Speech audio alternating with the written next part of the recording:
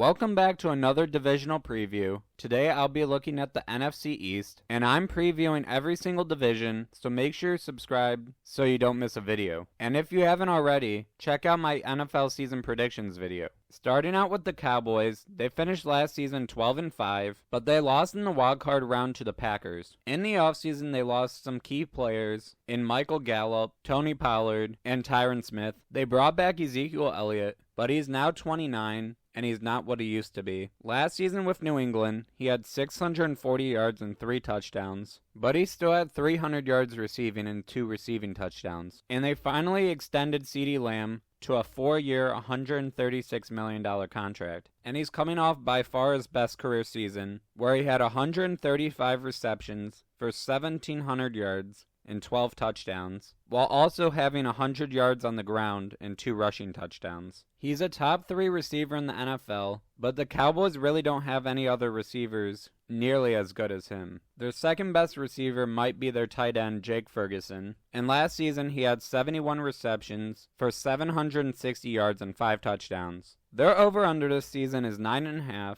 and I'm taking the under. Next, the Philadelphia Eagles. They were 11-6, and they had an amazing offseason bringing in Saquon Barkley. Then they traded for Jahan Dotson, and then they still have A.J. Brown and Devontae Smith. This is potentially the best offense in the NFL. Last season, Saquon Barkley had 960 yards, 6 rushing touchdowns, while also having 280 receiving yards and 4 receiving touchdowns. And I think he's going to have a huge season with at least 1,200 yards rushing and maybe even 500 yards receiving, since he has a way better quarterback with Jalen Hurts. And Hurts is coming off a great season where he had 3,800 yards, 23 touchdowns, but he did have 15 interceptions. And he still had 600 yards rushing and 15 rushing touchdowns. And even though Jason Kelce retired, they still have a great offensive line. Their over-under the season is 10.5, and I'm taking the over. Next, the New York Giants. Last season, they went 6-11. They lost Saquon Barkley over the offseason. And the biggest addition to this team is probably Malik Neighbors, who they drafted in the first round. And he could be a very good player, but one receiver is not going to save this team. Daniel Jones missed most of the season last year and only played in 6 games. And in those 6 games, he had 900 yards, 2 touchdowns,